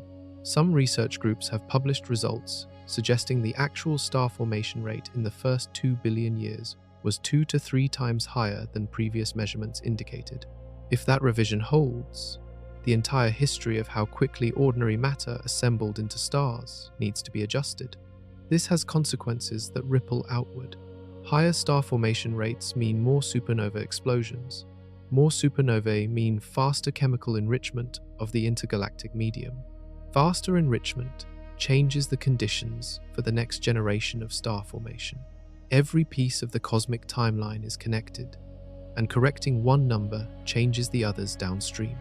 The discovery also raises an immediate practical question. If the dusty galaxies were always there but invisible to previous surveys, how many of them exist? How does their distribution compare to optically visible galaxies? Are they more common in certain types of dark matter environments? Do they cluster differently? The telescope is working through those questions systematically. Each answer tightens the picture of what the early universe actually looked like, replacing the incomplete view from optical surveys with something closer to the full truth. And some of what the full picture shows is deeply unsettling for the models that have guided cosmology for the past several decades. The Milky Way is forming stars right now. 2 to 3 new stars switch on every year inside our galaxy, on average, some years more, some years fewer, but the pace is slow and steady. Our galaxy has been doing this for billions of years. The total output across all that time adds up to a few 100 billion stars, the full population visible in the night sky. Early galaxies were doing something categorically different. Webb's infrared observations have revealed galaxies in the first 2 billion years of the universe's history, with star formation rates hundreds or even 1,000 times higher than our galaxy's current pace. Some of these objects were producing several hundred new stars per year. In a few extreme cases, rates climbed even higher. These galaxies were burning through their gas supply at such speed that they could consume all available raw material in just a few tens of millions of years. To put that in human terms, if the Milky Way's history were compressed into a single calendar year, the entire active star formation phase of one of these early galaxies would last less than 2 days. Astronomers call these objects starbursts. The name fits. They are galaxies in the middle of a violent, unsustainable explosion of starbirth. Something triggered a runaway feeding cycle, possibly a major galaxy merger dumping enormous quantities of gas into the galactic core, or an external event compressing the gas supply suddenly. The puzzle is not just the rate, it is the frequency. Starburst galaxies in the modern universe are rare. They exist, but they represent a tiny fraction of all galaxies at any given time. In the early universe, Webb found them in much higher numbers relative to the total galaxy population. Intense, rapid star formation appears to have been far more common in the first 2 billion years than it is today. This supports the idea that the early universe was fundamentally more chaotic and violent than the cosmos we inhabit now. Mergers were more frequent because galaxies were packed into a smaller volume of space. Gas supplies were fresher and larger. Dark matter halos were denser and more dynamic. The conditions that drive starburst activity were simply more prevalent everywhere. But starburst galaxies carry a self-limiting feature. The same process that drives intense star formation also destroys it. Massive stars die in supernova explosions. Those explosions drive powerful winds outward, sometimes fast enough to push gas out of the galaxy entirely. As the gas is expelled, the fuel supply for new stars drops. The starburst shuts down. The galaxy goes quiet. And then something unexpected happens in some of these systems. The central black hole, fed by the same gas inflows that drove the starburst, begins its own period of intense feeding. And when a supermassive black hole feeds, it does not do so quietly. Science works in cycles. A model gets built, data tests it. If the data fits, confidence grows. If the data conflicts, the model bends or breaks. The history of cosmology is full of bends, moments when observation forced a revision of the prevailing picture. What Webb is producing might be something bigger than a bend. The standard model of cosmology, called lambda cold dark matter, has been the dominant framework for understanding the universe since the late 1990s. It describes a universe born in the Big Bang, expanding under the influence of dark energy, and structured by the gravity of cold dark matter. It successfully predicted the large-scale distribution of galaxies, the patterns in the cosmic microwave background, and the observed expansion history of the universe over billions of years. But it was built on assumptions, and several of those assumptions are now under direct pressure from Webb's observations. The first pressure point is the existence of massive, chemically enriched galaxies within 300 million years of the Big Bang. The Standard Model's simulations do not produce them. Researchers have run the simulations with modified parameters, boosting the efficiency of star formation, adjusting the dark matter clumping rates, varying the feedback from supernovae. Some combinations get closer to matching the observations. None fully reproduces what Webb is finding. The second pressure point is the early black holes. No standard formation pathway explains how black holes of hundreds of millions of solar masses assembled in under 1 billion years from stellar remnant seeds. The third pressure point is the Hubble tension, the disagreement between two independent measurements of the expansion rate that has only sharpened as the measurements have improved. Three independent problems, all pointing at gaps in the same framework. Some cosmologists argue that the gaps are narrowing as better analysis handles the observational uncertainties. The mass estimates for early galaxies involve assumptions about stellar populations that carry significant error bars. The black hole masses inferred from quasar luminosities depend on models of how efficiently black holes convert infalling mass to radiation, tighten those uncertainties, this argument goes, and the conflicts with the Standard Model shrink. Others argue the opposite, that the accumulation of anomalies, each individually explainable away, collectively signals a deeper problem, that the Standard Model is missing a physical mechanism or possibly an ingredient that was active in the early universe and absent today. The honest answer, the one that most active researchers in the field will give if pressed, is that nobody knows yet. The data is real, the tensions are real, the resolution is pending, and that pending resolution is one of the most exciting problems in all of science, because whatever fills the gap will change how humanity understands its own cosmic origins. But the crisis in structure formation is only one layer of the problem. Beneath it sits a question about the universe's geometry and fate that the telescope is now positioned to test more precisely than ever before. The universe has an edge. Every human being exists inside it. Nothing we have ever seen, no star, no galaxy, no signal of any kind, has come from beyond it. And yet it is not a wall. There is nothing physically there, no barrier, no surface, no boundary you could point a spaceship toward and ever reach. The edge is made of time. Light travels at a fixed speed. In 1 year, it crosses a distance we call 1 light year, roughly 6 trillion miles. The universe is 13.8 billion years old. That means the farthest light that could possibly have reached us by now originated from a source 13.8 billion light years away, except the universe has been expanding the whole time. While that ancient light traveled toward us, the space it was crossing kept stretching. The actual distance to the source of the oldest observable light is now about 46 billion light years, because the region of space that emitted it has been carried far outward by the expansion since the light was released. This gives us our observable universe, a sphere 46 billion light years in radius, centered on wherever you happen to be standing. Every observer anywhere in the universe has their own observable universe centered on themselves.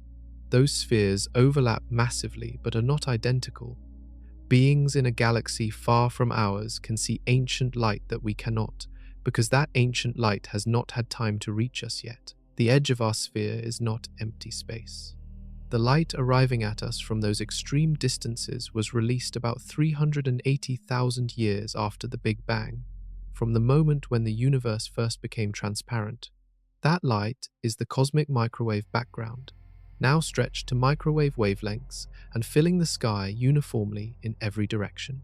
Beyond that shell, from our perspective, lies a region we can never observe directly with any electromagnetic signal, because the light from there has not reached us yet. It may be on its way. It will arrive in the future, or it has not left yet from sources so distant that even light traveling at full speed for the entire age of the universe cannot bridge the gap before it expands further away. Webb cannot see beyond the edge. No telescope ever will, using light. But the observations Webb makes of the oldest visible structures carry information about what the universe was doing when those structures formed, and that information constrains what may exist in the unobservable regions beyond. If the early universe was uniform in its density and composition across the observable sphere, the most straightforward interpretation is that the unobservable regions are similar, more of the same. Galaxies, dark matter, the cosmic web, extending outward indefinitely. But Webb's findings of unexpectedly mature early structures hint at a universe that may have been less uniform than the standard model predicts. And if the early universe had significant density variations beyond what the standard model allows, the unobservable regions may not be similar to what we see at all. What lies beyond the edge might be stranger than the inside already is. The observable universe is everything we can see. But the universe itself, the full physical reality that exists, extends beyond our sphere of observation. By how much is unknown, the answer could be vast. It could be essentially infinite. Standard cosmology assumes the universe is roughly the same everywhere, on large scales, the same physical laws, the same types of matter, the same distribution of galaxies and voids. Statistically speaking, this assumption is called the cosmological principle, and it is the bedrock on which almost all large-scale models are built. But it is an assumption, a well-motivated one, supported by the uniformity of the cosmic microwave background and the large-scale distribution of observed galaxies. Still, it is not proven for regions we cannot observe. If the cosmological principle holds beyond the edge, then the universe is simply more of what we see. More galaxies, more dark matter halos, more voids, more cosmic web, extending outward indefinitely. Our observable patch is a representative sample of a much larger whole. The physics that governs our region governs all regions. If it does not hold, the possibilities multiply in ways that stretch the imagination. Some theories of cosmic inflation, the period of exponential expansion, thought to have occurred in the first fraction of a second after the Big Bang, predict a universe far larger than our observable patch.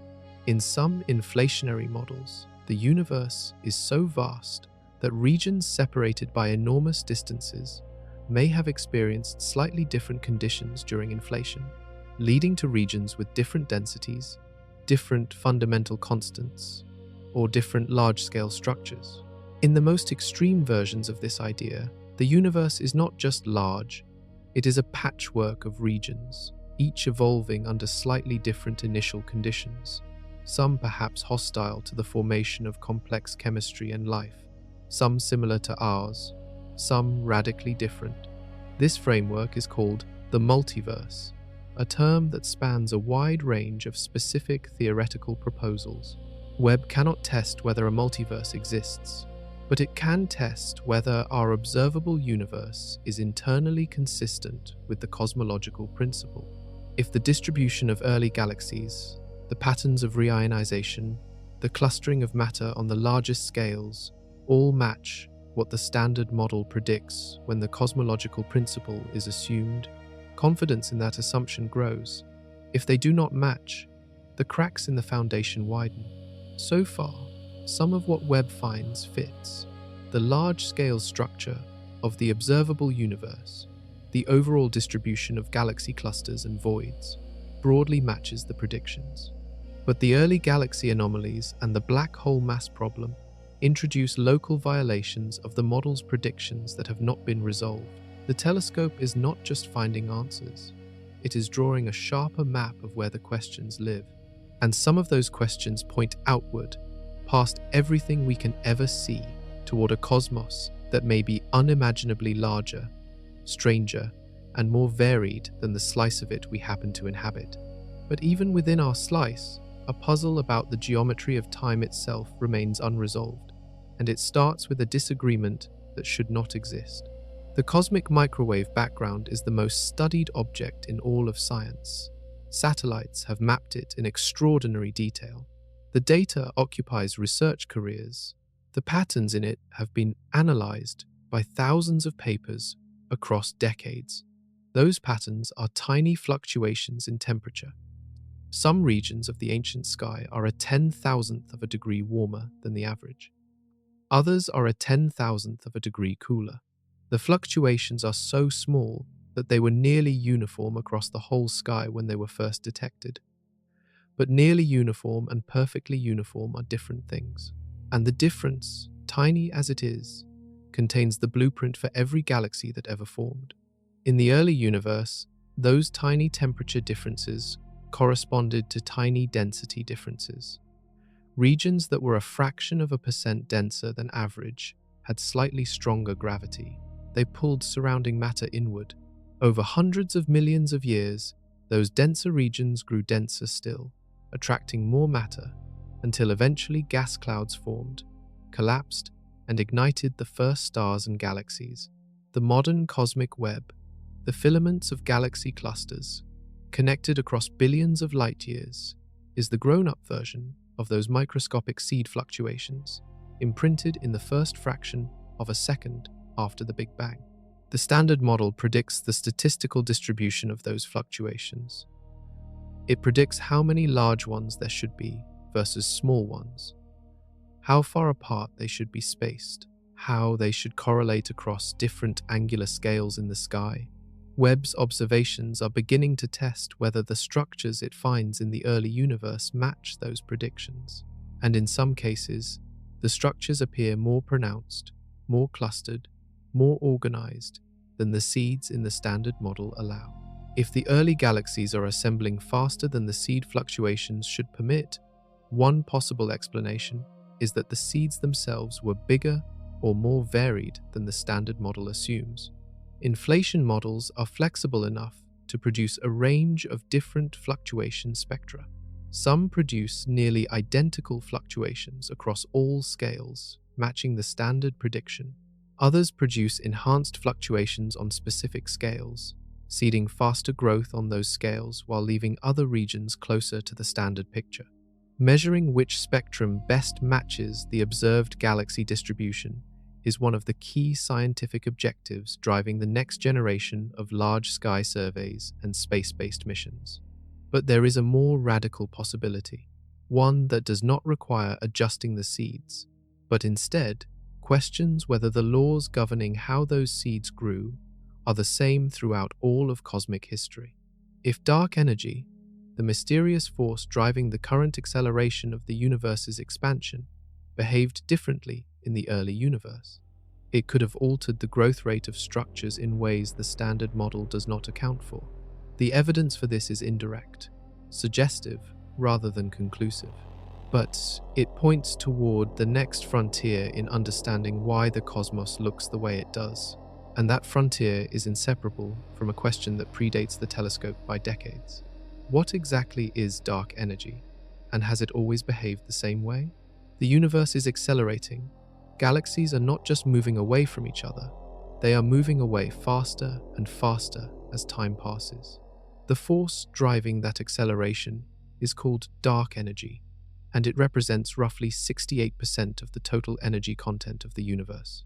Dark energy was not discovered until 1998, when two independent teams studying distant supernovae found that those explosions were dimmer than expected. Dimmer meant farther away than expected. Farther away meant the universe was not just expanding but accelerating in its expansion. Both teams won the Nobel Prize in Physics in 2011 for that discovery.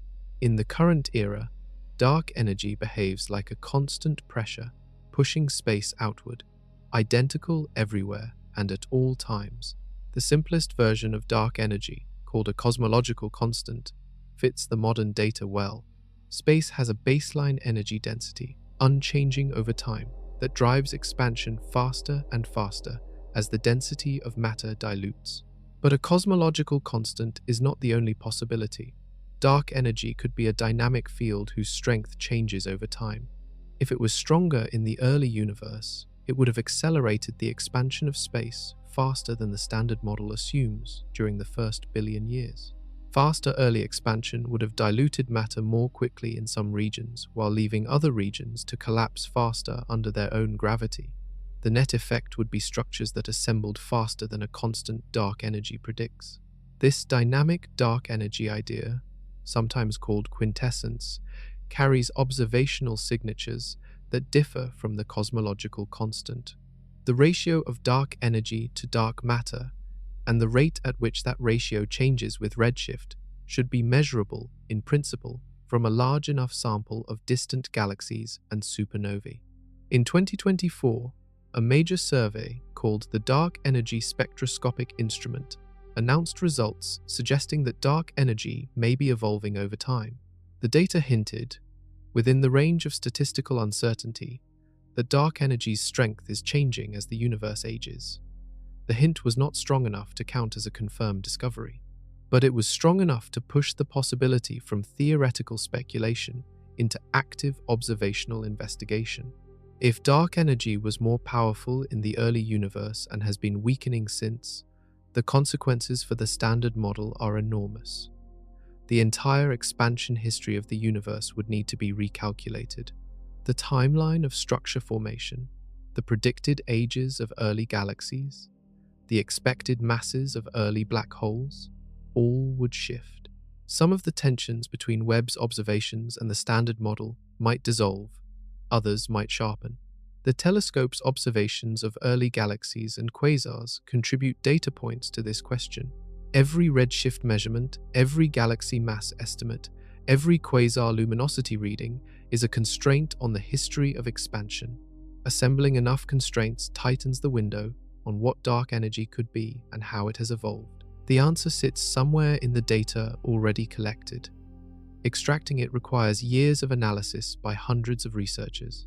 And when it arrives, it will either confirm the universe's simplest description or force an encounter with something far more complex than a cosmological constant. Every field of science has ideas that live at the edge of what most researchers accept. Sometimes those ideas stay at the edge forever, eventually disproven or abandoned. Sometimes they turn out to be right, and the mainstream slowly catches up.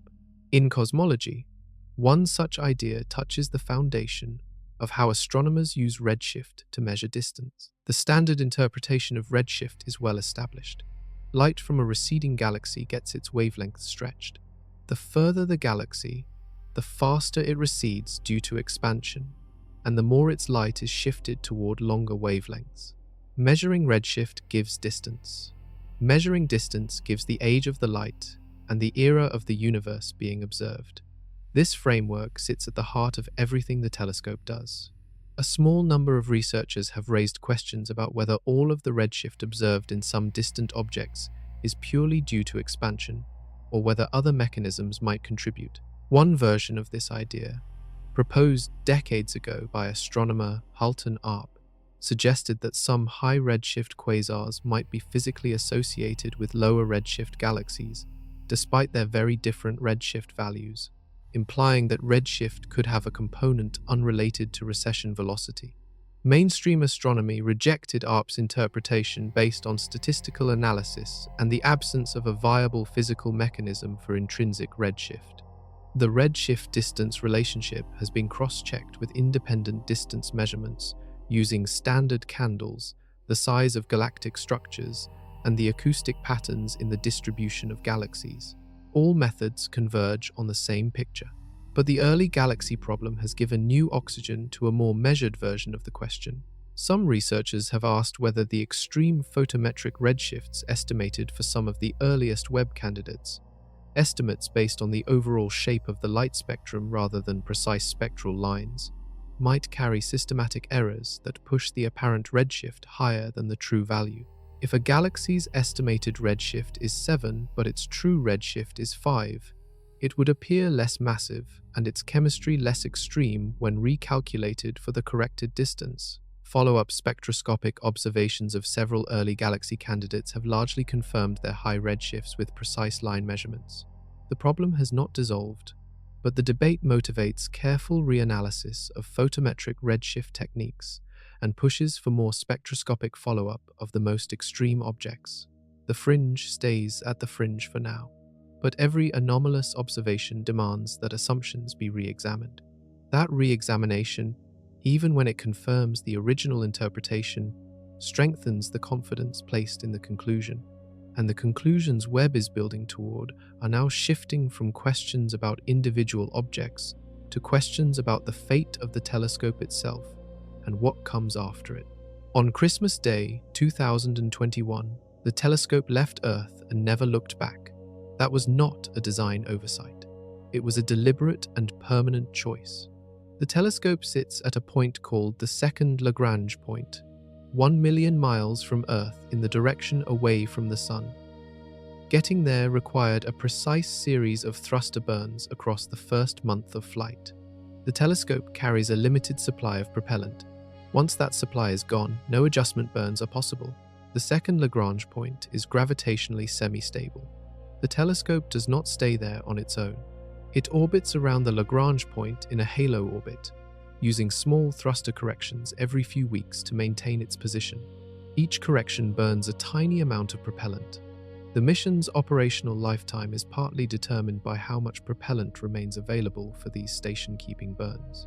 The initial launch was precise enough to conserve more propellant than the minimum mission requirement. Early estimates suggested 10 years of operation.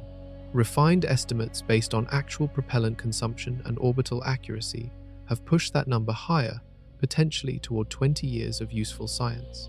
When the propellant runs out, the telescope will drift. It will no longer be controllable. Its instruments will remain cold and functional for some time afterward, but without the ability to point precisely, it cannot collect useful data. The mission ends, and it cannot come home. The telescope has no heat shield for re-entering Earth's atmosphere, no landing system, no docking mechanism. No crew could retrieve it the way astronauts serviced Hubble in low Earth orbit. It is too far away. The distance of 1 million miles makes a crewed retrieval mission impractical with any near-term space technology.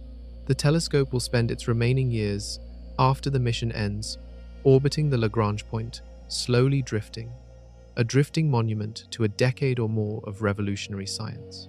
In some distant future, if humanity develops the transportation infrastructure to reach it, it might be retrieved and placed in a museum.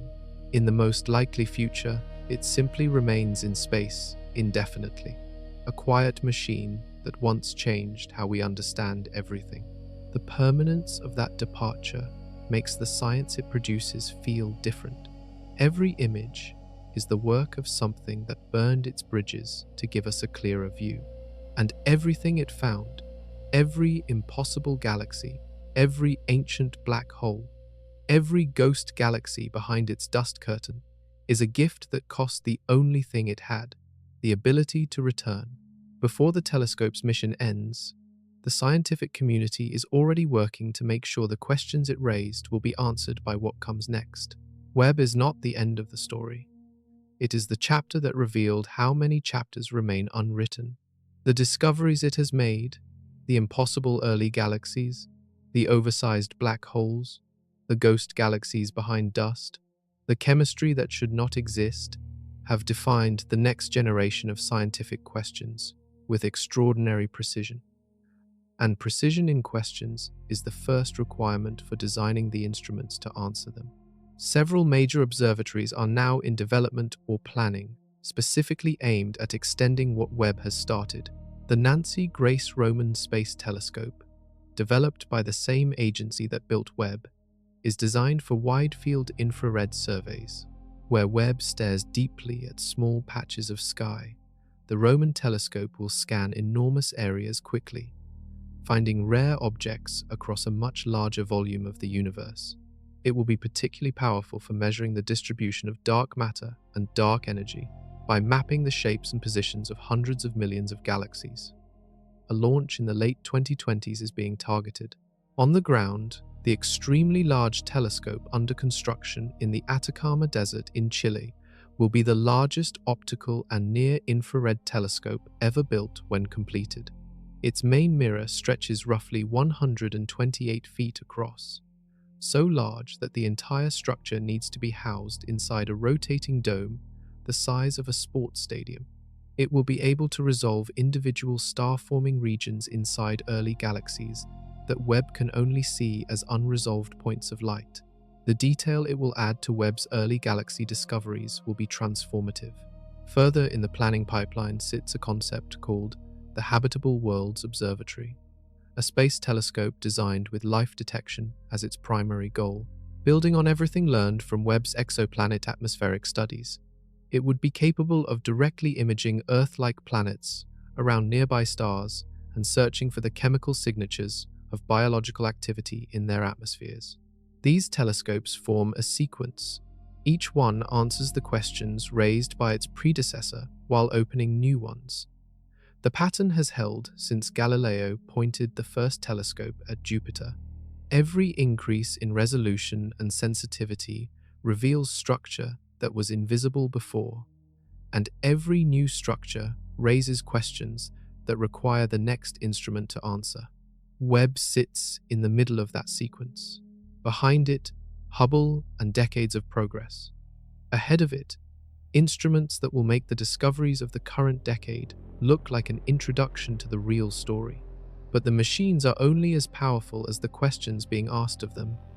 And the questions Webb has raised are the most fundamental ones science has ever encountered about where we came from.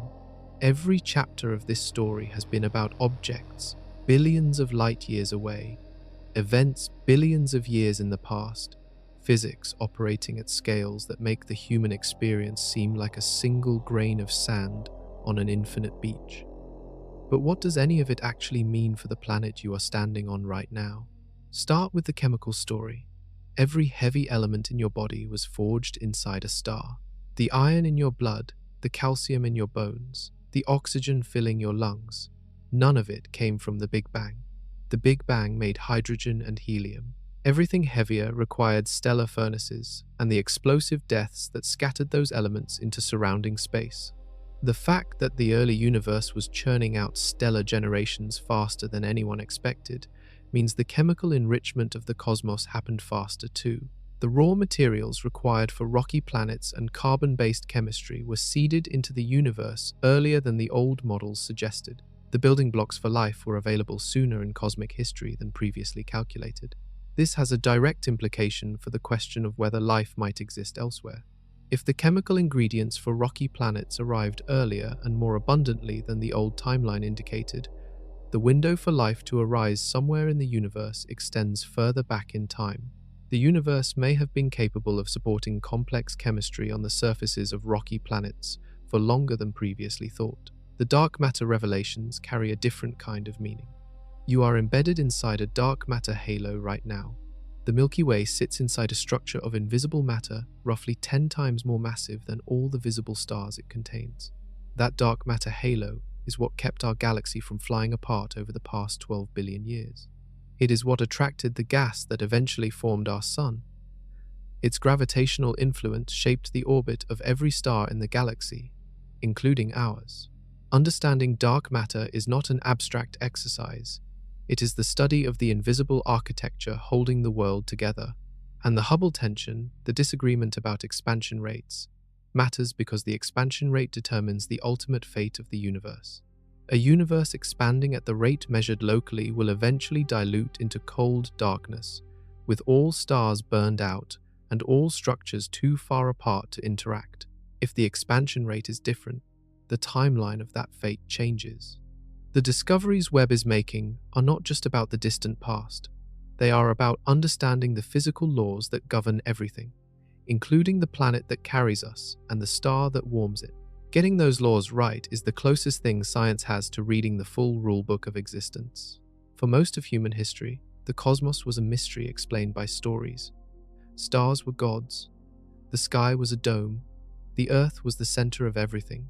One by one, those stories gave way to something harder and more surprising. The universe operates according to laws that can be written down, tested, and refined. Newton described gravity. Maxwell described light. Einstein described space and time as a single fabric that bends around mass. The quantum pioneers described the behavior of particles at scales smaller than atoms.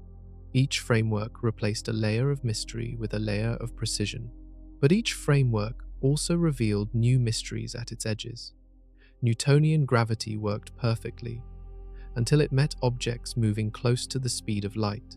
Einstein's relativity worked perfectly until it met the quantum world. The quantum theory works perfectly in the laboratory, while remaining fundamentally incompatible with general relativity at the extremes of black holes and the Big Bang. The early universe is the place where those incompatible frameworks are forced to meet.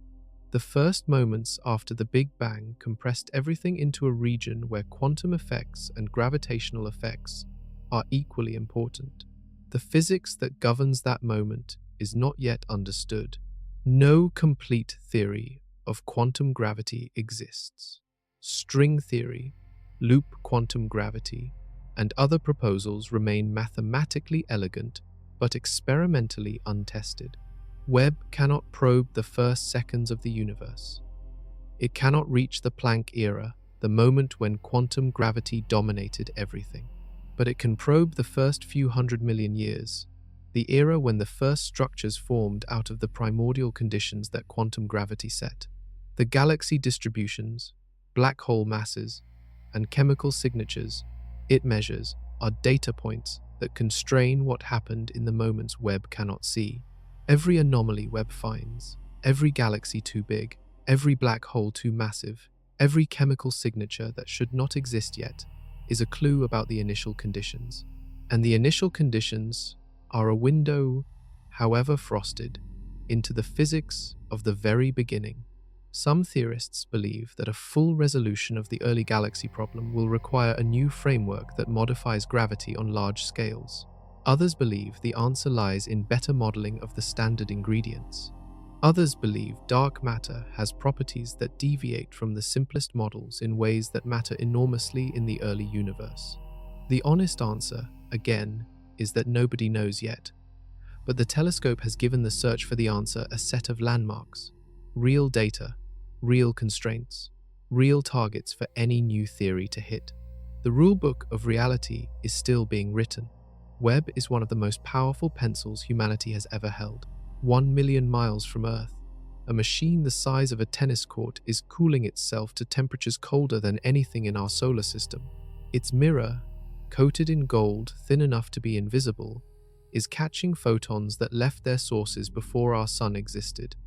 It is translating those ancient photons into data.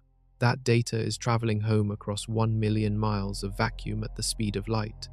And somewhere on the other end, a person is looking at it for the first time. What they are seeing is the universe telling its own story. The early galaxies Webb found are fully formed and chemically rich in an era when the models said they should barely exist. The black holes are too massive for any known formation pathway to explain in the available time. The ghost galaxies burned behind dust curtains for billions of years, invisible to every instrument until the right one finally turned and looked. Ancient supernovae exploded in ways indistinguishable from modern ones, revealing that the mechanics of stellar death are written into physics so deeply they have not changed in 13 billion years. Each one of these findings is a stress test on the framework humanity has built to understand its own existence. Some of those stresses will resolve as more data arrives and analysis deepens. Others will require something genuinely new, a revised model, a detected particle, a framework that unifies things that have never been unified before. The telescope itself will run out of fuel someday. It will drift, still cold, still intact, past the point of usefulness. It will never see Earth again, but the data it has already sent home will take decades to fully analyze. Papers are being written right now from observations made in the first 2 years of the mission. The science it has produced will still be generating discoveries long after its mission ends, and what it has shown, more than any single galaxy or black hole or chemical signature, is that the early universe was alive in ways nobody predicted. Violent, fast, rich, and chaotic in ways that the current models were too conservative to imagine. The universe did not wait politely for matter to slowly drift together over billions of years. It exploded into structure with a speed and intensity that still has no complete explanation. It grew black holes the size of small galaxies in under 1 billion years. It assembled stars by the billions inside galaxies that had no right to exist. It hid all of this behind dust curtains and stretched light and the fundamental speed limit of information itself. And it let us see it anyway. One machine, 1 million miles away. Looking back 13 billion years, we are only beginning to understand what it found.